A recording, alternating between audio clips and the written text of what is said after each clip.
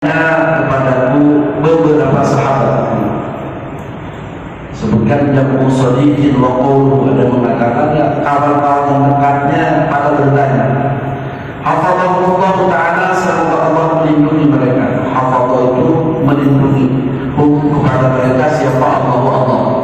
Kalau bahasa Arab penggunaannya itu, tapi kalau kita artikan semoga Allah melindungi mereka. Hafidhahullah, sering kita mendengar Imam Fulan hafidhahullah, semoga Allah melindungi mereka. Jadi kalau kita ejak per kalimat hafadhah, semoga Allah hafadhah melindungi siapa mereka? Allah melindungi mereka. Jumlah doaiyah ini merupakan jumlah doa, artinya kalimat doa. Hafidhahumullah itu kalimat doa, seperti barakallahu fikum itu kalimat doa, sekalipun tidak dimulai dengan Allahumma. Sekalipun tidak dimulai dengan Allahumma, dikata itu doa. Seperti barakallahu fikum, hafidhahumullah, rahimahullah, itu kalimat doa.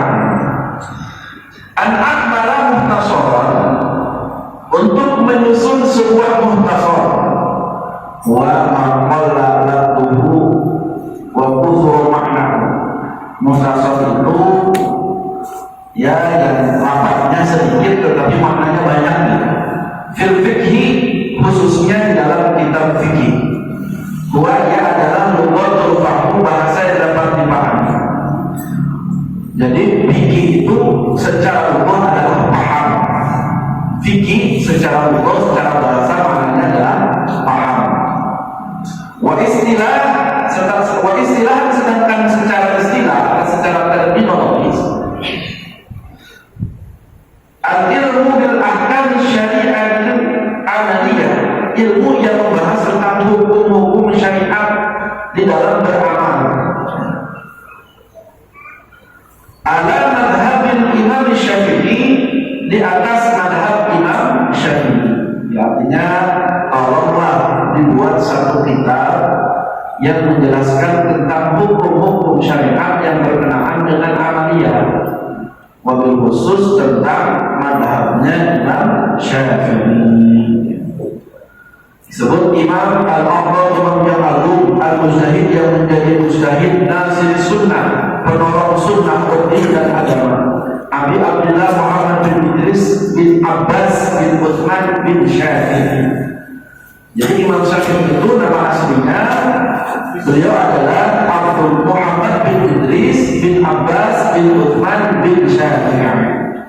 Terkenal Imam Syafi'i dinisbatkan kepada kakeknya, kakek yang keempat kalau kita buyut, karena sangat cinta kepada itu, maka nasab itu penting ya. Dinisbatkan kepada kakek, namanya Muhammad bin Idris bin Abbas bin Uthman bin Syafi'i. Terkenalnya Imam Syafi'i mendapat gelar mujtahid yang agung, nasir sunnah, penolong sunnah.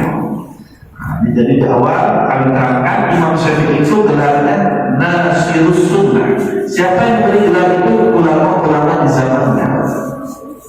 Siapa ulama zamannya? Muridnya Imam Ahmad bin Hanbal. Siapa? Termasuk gurunya Imam Malik bin Anas. Menyebut Imam Syafi'i adalah nasir sunnah, penolong sunnah. Jadi kalau ada sekarang orang membandingkan pilih madhab atau pilih sunnah Nabi, ini pertanyaan yang tidak perlu sebenarnya ya. Karena Imam Syafi'i ini disebut ulama sejamannya penolong sunnah, ulama badani. Ada yang membandingkan, kamu kenapa? Ya kami ikut Imam Syafi'i. Syafi'i itu ada itu ikut Nabi.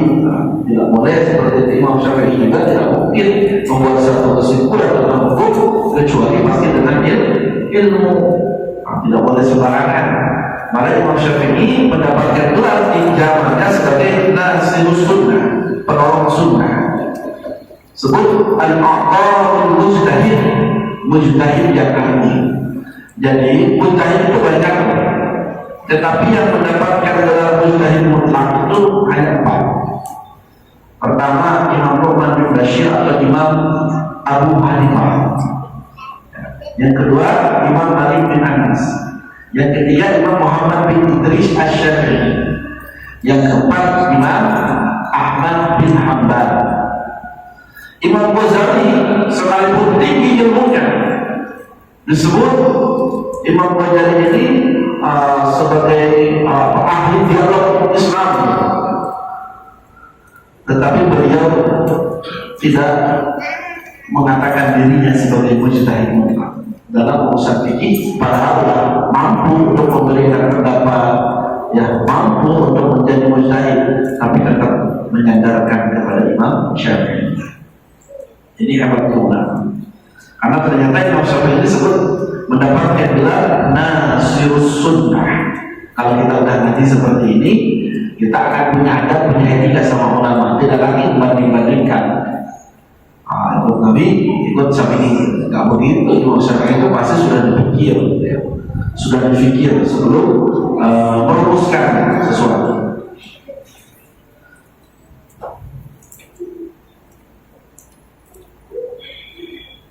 Disebutkan di sini Wulida bin Ghazah, yang dilahirkan di Gaza sanata khamsina.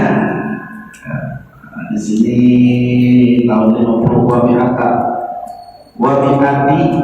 mi'atin wa mat'a. Beliau meninggal di dalam usia 60, hampir sama dengan Nabi, 62 tahun. Yaumul Jum'ati, pada hari Jumat. Salkhor jaga sanatan, pada itu pas di bulan Rajab.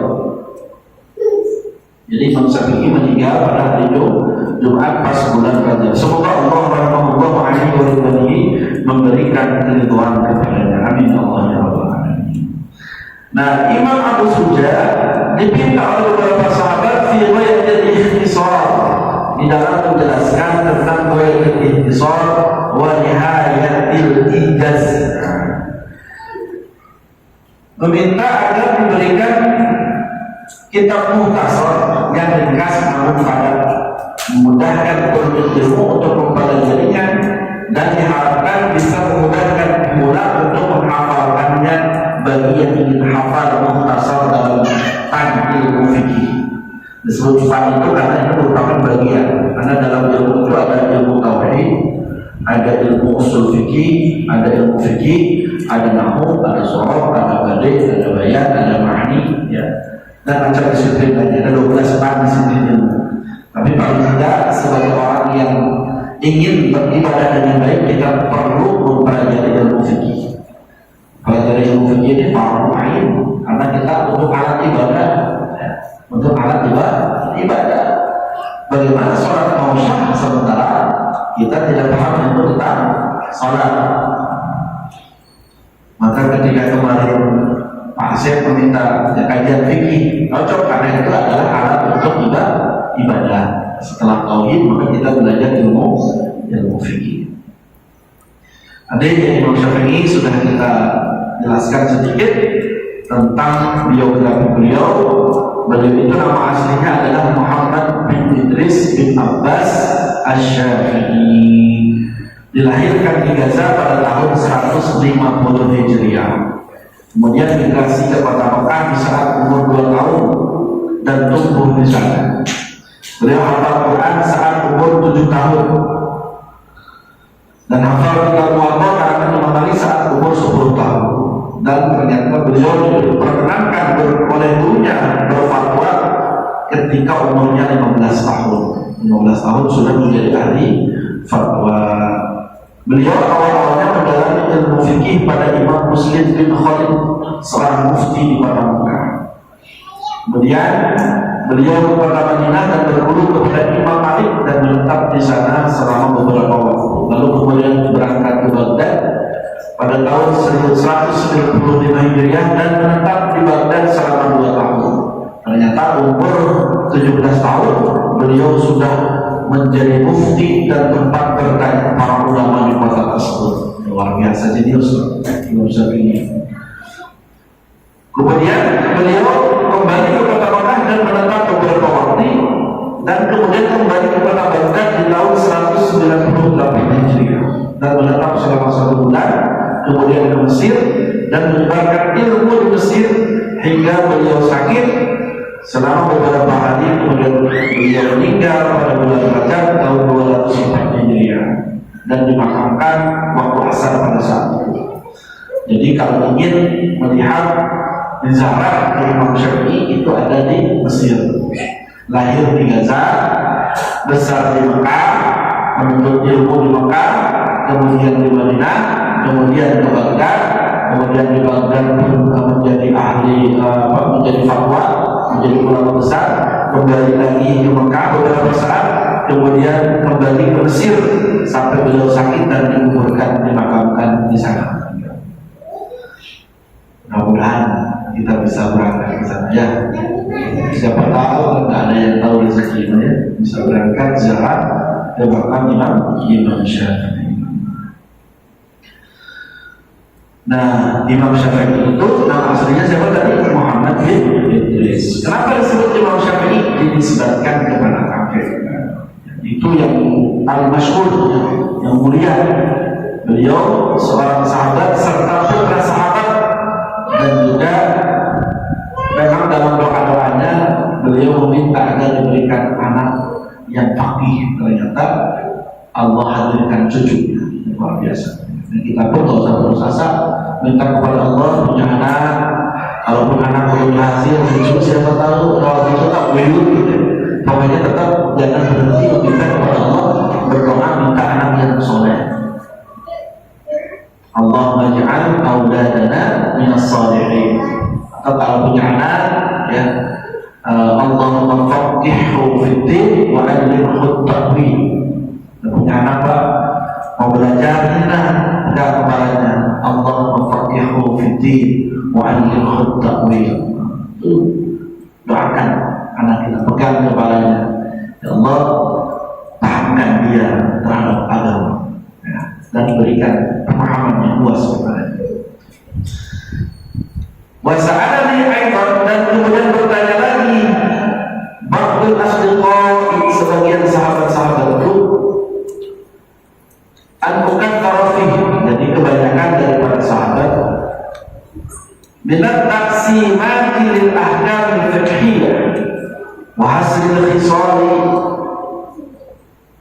fa'ajabathu ila zalika qaliban lil-thawab.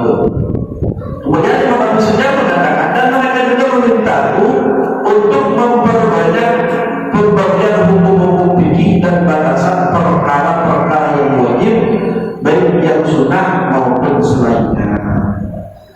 Maka kata Imam Abu Sufyan, aku terima permintaan mereka dengan memohon pahala dari Allah atas penulisan Mukhtasar ini, disebut dengan Fathul Qaribul Mujib, dan mengharap pertolongan Allah untuk menyempurnakan serta bimbingan taufik akan kebenaran. Sungguhnya Allah adalah Zat yang Maha Esa atas apa yang dikehendaki. Allah Subhanahu wa Ta'ala Zat yang Maha Dekat dan Zat yang mengetahui keadaan hamba-hambanya. Karena disebutkan di sini ada bahasa Latif. Allahu latifun bi ibadihi man yasha. Latif itu artinya mengetahui secara mendetail segala perkara beserta problemnya. Kalau kita punya masalah, dianjurkan juga oleh ulama memperbanyak zikir, ya Latif, ya Latif, ya Latif, ya Latif. Karena itu Zat yang Maha mengetahui sampai hal yang paling lembut. Tapi Zat yang Maha lembut yang mengetahui segala perkara yang kita tidak tahu, pasti Allah tahu. Sebab apapun masalah yang kita hadapi, Allah Maha tahu. Maka perbanyak ya Latif, ya Latif, ya Latif itu Allah Zat yang Maha mengetahui secara detail, malah kepada hal-hal yang sifatnya paling lembut yang kita pun tidak tahu. Juga Latif ini dimakna mengasihi, maka Allah Maha mengetahui hamba-hambanya dan kebutuhan mereka serta mengasihi mereka. Di bahasa sifat-sifat Allah, ya Latif, ya Khabir, itu sudah hal-hal yang lembut. Kalau kita kuat tauhidnya, kita yakin keimanannya kuat, maka hal-hal yang menurut kita mustahil bagi Allah tidak mustahil. Contoh dan kepada Nabi, ketika Nabi Soleh ditantang oleh umatnya, kalau kamu Nabi coba buktikan, bisa nggak? Ini susah, kami nggak ada utang, bisa nggak keluar utang langsung jadi? Ada batu depan Nabi Soleh, keluar utang dari batu. Secara logika nggak mungkin, tapi menurut Nabi Soleh, Allah yang menghadirkan semua. Rasulullah SAW ketika berada di gurun pasir, mustahil ada air, gurun pasir, kata sahabatnya Rasul kita tak bisa minum. Nabi senyum, kemudian tongkatnya ditancapkan dan tongkat itu muncul air yang sangat berlimpah, malah dari kembali beliau keluar air. Karena pikirannya Allah. Manusia mungkin tidak bisa, tapi dalam ranah ini itulah pentingnya keyakinan. Maka dalam hidup memang kita diwajibkan ikhtiar, tapi ketika ikhtiar kita sudah optimal, sudah maksimal ikhtiar, ternyata belum dikabulkan, jangan pernah sedikit pun ragu terhadap Allah. Pasti Allah hadirkan. Nah, itu di sana Allah uji keimanan kita. Kita kadang dikit-dikit putus asa, baru doa 2-3 kali dan dikabul, malas kan dikabul. Padahal dulu Nabi Musa alaihissalam minta kepada Allah supaya Fir'aun itu jatuh berapa lama? 40 tahun baru dikabulkan. Ya kita baru 1, 2, 3 kali. Ya Allah, saya tak terus kapan putus asa. Padahal ikhtiarnya maksimalkan, wajib ikhtiar, tapi mantap dan harus kita perhatikan keyakinan kita kepada musuh-musuh. Ketika ada sesuatu keinginan kita belum dikabul, jangan pernah sedikit pun ragu. Kamu mampu gak sih? Gak boleh seperti itu. Karena Allah tergantung prasangka hamba. Kalau menurut kita bisa, gak ada yang bisa. Ini pentingnya dalam pengajian. Jadi maka semakin mencas iman kan. Nah itu hati terjadi kalau sama kita. Jangan kita punya anak yang Allah, anak yang Allah soleh-soleh bukan kita dulu diuji kesabaran. Jangankan kita pangkat Nabi saja Nabi kurang apa coba ibadah. Tapi dicoba diuji oleh anak. Ternyata orang lain itu anaknya malah baik. Jadi kisah-kisah di masa lampau para nabi, kisah-kisah orang soleh terdahulu itu harus menjadi cermin dan gambaran kita. Rupanya di dalam hidup itu, jangankan kita orang biasa, para nabi saja diuji. Itu untuk menguji sejauh mana keyakinan kita kepada Allah Subhanahu wa Ta'ala. Kan tadi ada bahasa at-tawab dalam bahasa kita. Apa itu asal pahala? Apa itu pahala? Asal itu adalah perkara yang menjadikan pantas menerima rahmat dan ampunan dari Allah serta syafaat daripada Nabi Muhammad SAW.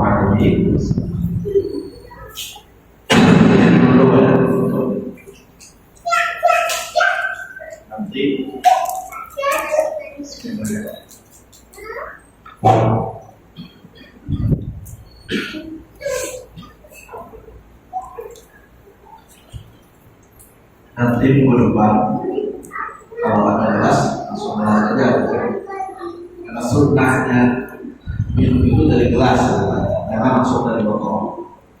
Kalau ada salah,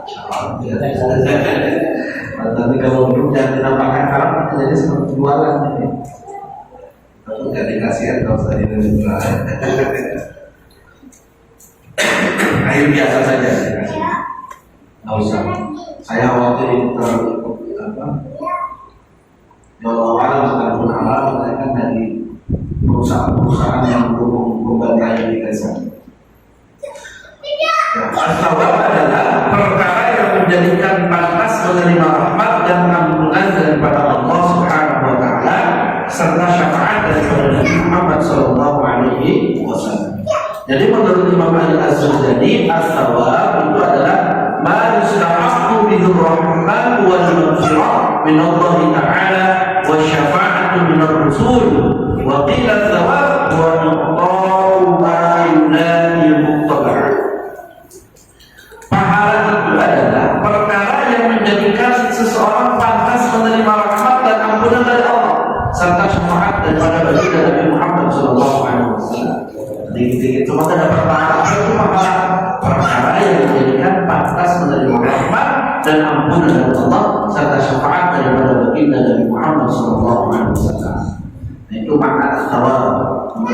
definisi ilmu fikih. Kemudian kita sering mendengar taufik. Apa itu at-taufik? At-taufik adalah wabillahi wa taufiq. Wabillahi wa taufiq. Wal khalqul qudrati wa da'iyati ila ta'ati kama marra wa qala imamul haramain khalqut ta'ati wal idlanu diddu. Dimaksud taufik adalah menciptakan kemampuan dan dorongan untuk taat. Itu taufik. Jadi ada dorongan dan kemampuan untuk berbuat taat. Sedangkan hidayah itu al-hidayah itu petunjuk. Ada istilah hidayah dan taufik. Secara ini memang semakna. Cuma kalau hidayah orang yang baru menerima, tadi taufik orang yang sudah menerima dan dia punya cara, punya dorongan untuk melaksanakan hidayah. Istilah Allah taufik wal hidayah. Ada yang balik peminat hidayah wal taufik. Yang kita nggak seperti itu. Maksudnya itu udah sama aja. Allah taufik wal hidayah. Billahi taufik wal hidayah. Jadi taufik itu menciptakan kemampuan dan dorongan untuk taat kepada Allah. Itu taufik. Ada orang namanya harus taufik, bukan taufik hidayah, taufik hidayah. Kasih hidayah. Taufik itu bagus, ya artinya kalau kita kasih nama taufik kepada anak, mudah-mudahan menjadi doa anak tersebut punya kemampuan dan dorongan untuk senantiasa berbuat taat kepada Allah. Taufik bagus namanya. Nah ini pembukaan. Kita berahkam taharah, masuk kepada bab yang pertama. Kita menjelaskan hukum-hukum taharah. Kitab judulnya Kitab Ahkam Taharah. Ini kitab atau bab menjelaskan